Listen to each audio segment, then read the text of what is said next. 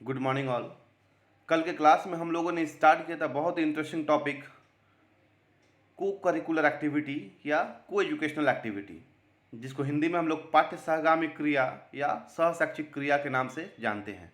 और बहुत ही सरल और आसान भाषा में हम लोगों ने समझ चुका था इसको कि पाठ्य सहगामी क्रिया होता क्या है, पाठ्य सहगामी क्रिया होता क्या है या सहशैक्षिक क्रिया होते क्या है। और इसके भीतर हम लोग देखे थे कि पाठ्य सहगामी क्रियाओं का अर्थ यानी कि मीनिंग ऑफ को करिकुलर एक्टिविटीज़। उसके बाद हम लोगों ने देखा था कि पाठ्य सहगामी क्रियाओं की परिभाषा, डिफिनेशन को उसके देखा था, और पाठ्य सहगामी क्रियाओं के उद्देश्य को देखा था, यानी कि ऑब्जेक्टिव ऑफ को करिकुलर एक्टिविटीज़। यहाँ तक हम लोगों ने बहुत ही अच्छे तरीके से देख लिया था। और आज हम लोग स्टार्ट करेंगे कि पाठ्य सहगामी क्रियाओं की आवश्यकता एवं महत्व की नीड्स एंड इम्पोर्टेंस ऑफ को करिकुलर एक्टिविटी, यानी कि अगर को करिकुलर एक्टिविटी को हम यूज़ कर रहे हैं तो उसकी आवश्यकता क्या है, नीड क्या है उसका। तो हम स्टार्ट करते हैं कि पाठ्य सहगामी क्रियाओं की आवश्यकता एवं महत्व। तो विद्यालय में पाठ्य सहगामी क्रियाओं के महत्व के संबंध में माध्यमिक शिक्षा आयोग ने लिखा है कि जो प्रवृत्तियां पाठ्यक्रम की अभिन्न अंग है, इनके उपयुक्त संचालन के लिए काफ़ी ध्यान देने की तथा दूरदृष्टि की आवश्यकता है। यदि इनका ठीक प्रकार से संचालन किया जाए तो ये छात्रों में अत्यंत महत्वपूर्ण गुणों और अभिवृत्तियों का विकास कर सकती हैं।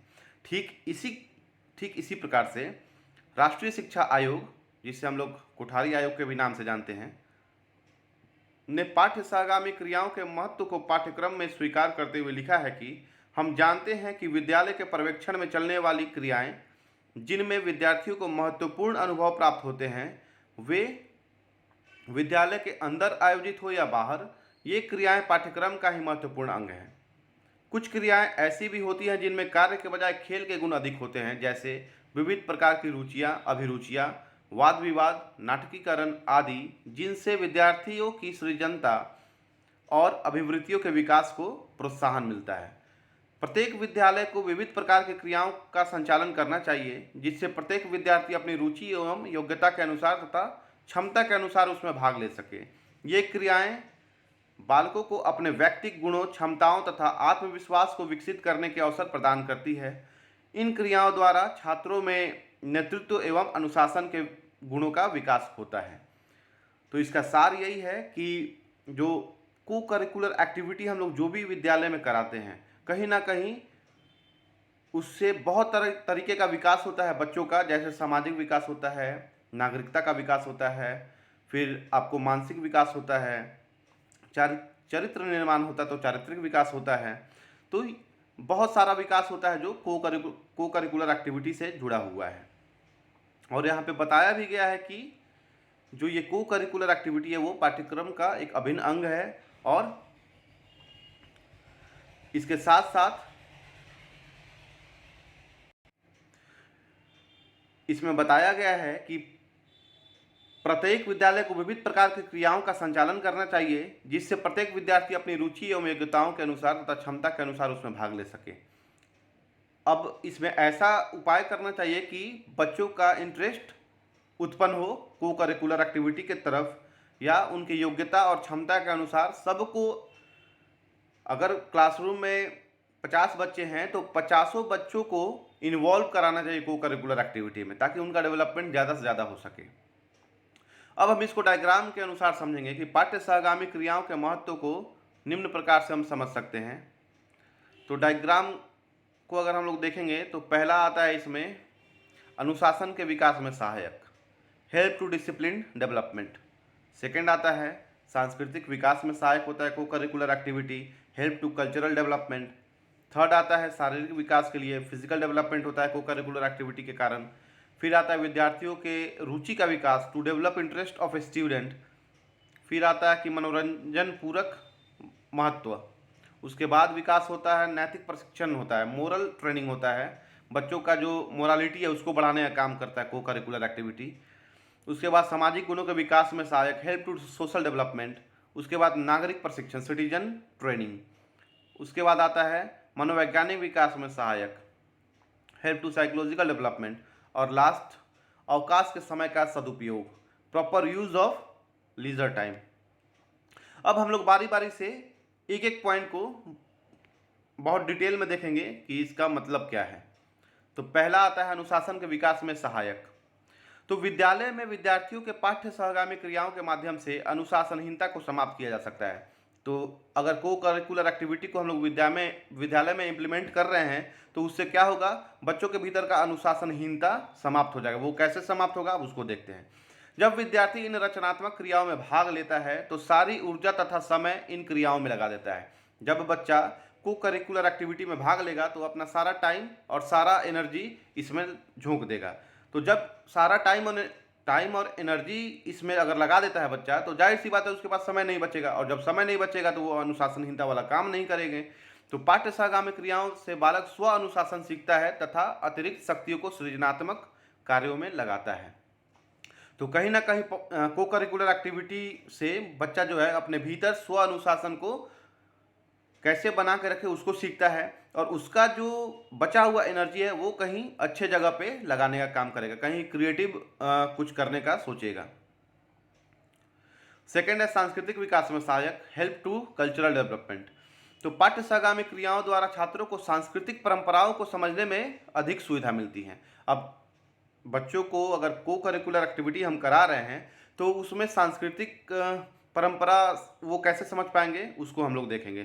तो नाटक, लोक नृत्य, लोकगीत, कविता, धार्मिक एवं सामाजिक उत्सव द्वारा, मेले तथा प्रदर्शनी द्वारा संस्कृति को समझने में सहायता मिलती है।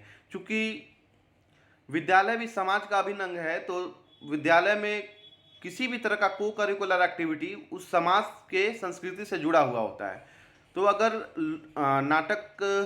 नाटक प्रतियोगिता हो या लोक नृत्य प्रतियोगिता हो या लोकगीत प्रतियोगिता हो, कविता हो, धार्मिक कुछ काम हो विद्यालय के भीतर, या सामाजिक उत्सव हो, मेला और प्रदर्शनी अगर विद्यालय में लगता है तो वो कहीं ना कहीं समाज के संस्कृति से जुड़ा हुआ होता है।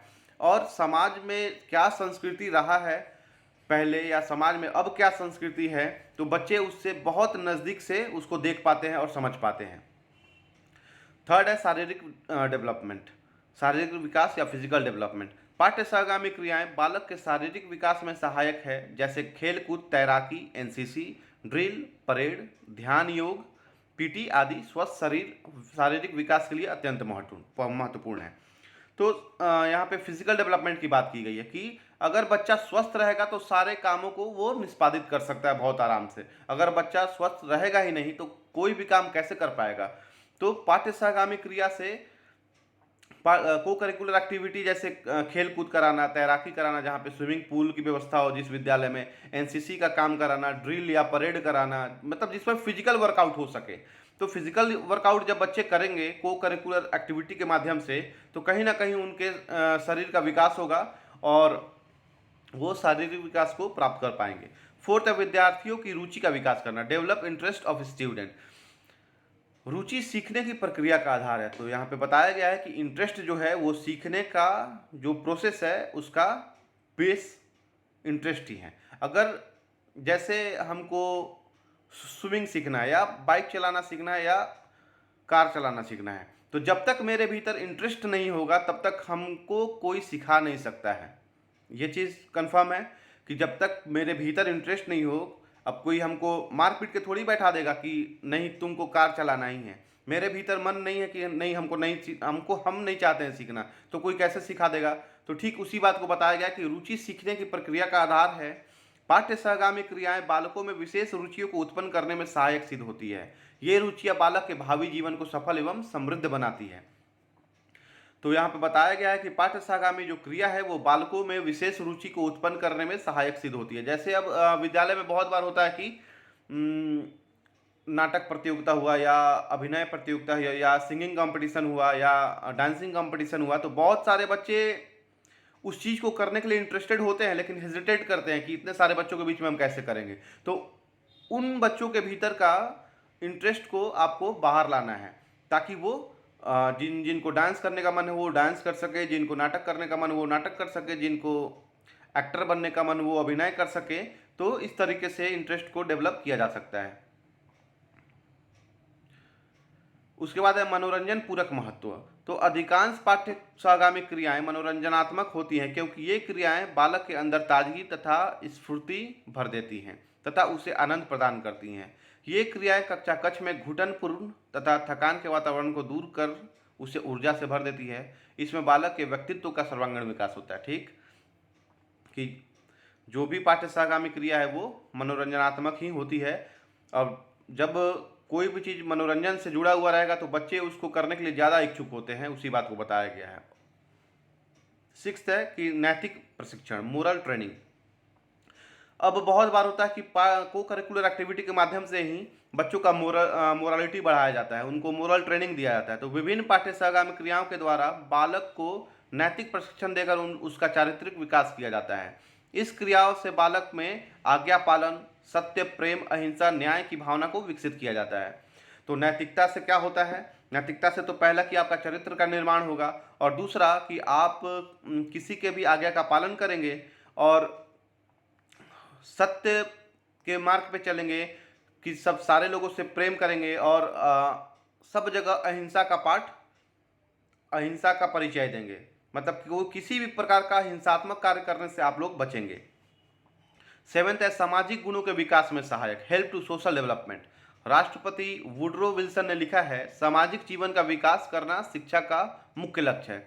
तो राष्ट्रपति वुडरो विल्सन ने जो लिखा है वो एकदम सही लिखा हुआ है कि सामाजिक जीवन का विकास करना ही शिक्षा का मुख्य उद्देश्य है। तो सामाजिक जीवन का विकास करना शिक्षा का मुख्य उद्देश्य क्यों है? तो वो इसलिए है क्योंकि किसी भी बच्चे को इसी समाज में जन्म लेना है और इसी समाज में मृत्यु भी लेना है। तो कहीं ना कहीं ये जन्म और मृत्यु के बीच का जो दायरा है, उसमें जितना भी कार्य आपके द्वारा किया गया इसी समाज में आपके द्वारा किया जाएगा। तो सामाजिक जीवन का विकास होना आपका बहुत जरूरी है।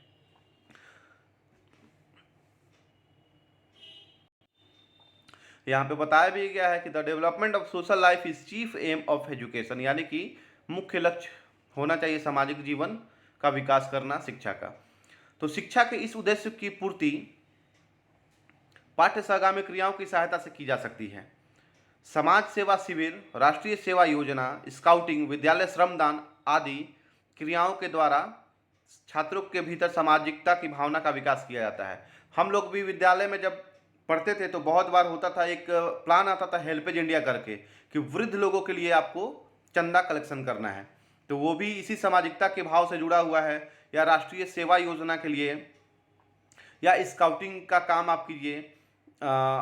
उसके बाद समाज सेवा शिविर, किसी भी जागरूकता कार्यक्रम में आप भाग लीजिए बढ़ चढ़कर। जैसे हमारे कॉलेज में वाटर सेविंग के लिए हुआ था, तो वो भी आपको सामाजिकता से जुड़ा हुआ है। फिर शराबबंदी के लिए हुआ था, तो वो भी सामाजिकता से जुड़ा हुआ है कहीं ना कहीं।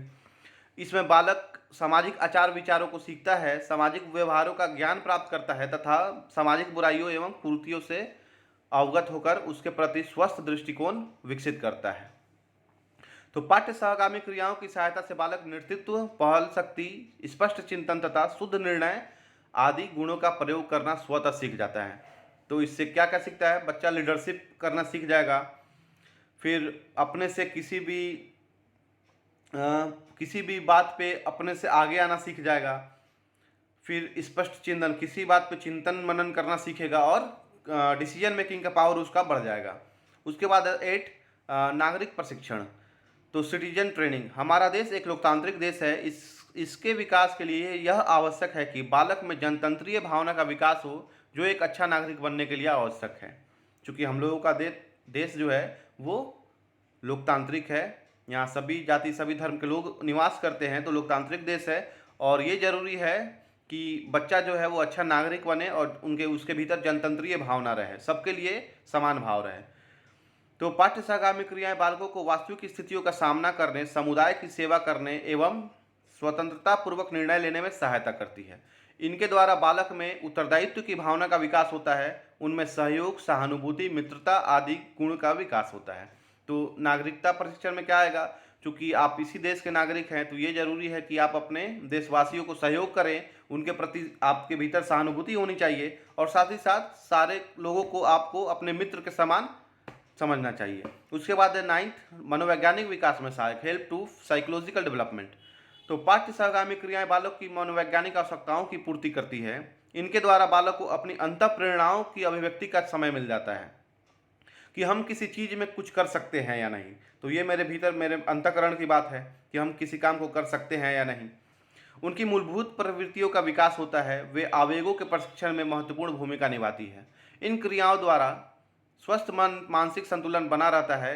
इसमें बालक की रुचि तथा आंतरिक शक्ति का विकास होता है। और लास्ट है कि अवकाश के समय का सदुपयोग, proper use of leisure time. मैं शुरू से ही कहता आ रहा हूँ कि अभी जो कोविड-19 के समय में आप लोगों को लीजर टाइम मिला हुआ है, जो समय अवकाश, जो भी अवकाश का समय आप लोगों को मिला हुआ है, तो आप लोग इसका भरपूर यूटिलाइजेशन कीजिए, भरपूर इसका उपयोग कीजिए, भरपूर सदुपयोग कीजिए, ताकि आने वाले समय में आप जो चाहते हो वो कर सकें। तो आप कैसे कर पाएंगे? आप तब कर पाइएगा जबकि उसके ऊपर काम कीजिएगा, अपने आप को समय दीजिएगा पढ़ने के लिए, तब हो पाएगा वो सब। तो आज के युग अवकाश के समय को व्यर्थ बिताने के बजाय उसका सदुपयोग करना अत्यंत आवश्यक है। इन पाठ्यसागामी क्रियाओं द्वारा बालक रुचि के अनुसार इनका चुनाव कर अवकाश के समय का सदुपयोग करते हैं। उनकी रुचियों में कलात्मकता आ जाती है, जैसे बालक साहित्य पढ़कर, निबंध प्रतियोगिता आदि में भाग लेकर अध्ययन की ओर अग्रसर होता है। वही बात हम भी कह रहे हैं कि आप लोग एक डेट फिक्स कीजिए कि इस इतने दिन के भीतर हमको अपने बीएड फर्स्ट ईयर या बीएड सेकेंड ईयर या डीएलएड फर्स्ट ईयर या डीएलएड सेकेंड ईयर का सारा सिलेबस कंप्लीट कर लेना है, ताकि आने वाला एग्ज़ाम में आप लोगों को किसी भी प्रकार का कष्ट नहीं उठाना पड़े। सिर्फ इसीलिए मैं हमेशा बोलते आ रहा हूँ कि समय का सदुपयोग कीजिए और कोशिश कीजिए कि कम से कम समय में अपने सिलेबस को कंप्लीट करके फाइनल कर लीजिए कि हाँ, कि अब मैं अपना सिलेबस कंप्लीट कर चुका हूँ और मैं तैयार हूँ अपने आने वाले एग्ज़ाम के लिए। अब नेक्स्ट क्लास में हम लोग स्टार्ट करेंगे कि पाठ्य सहगामी क्रियाओं के आयोजन के सिद्धांत क्या है, प्रिंसिपल्स ऑफ को करिकुलर एक्टिविटी क्या है, कि अगर को करिकुलर एक्टिविटी हम लोग यूज़ कर भी रहे हैं तो यूज़ करने का उसका सिद्धांत क्या है, उसका प्रिंसिपल क्या है। Thank you.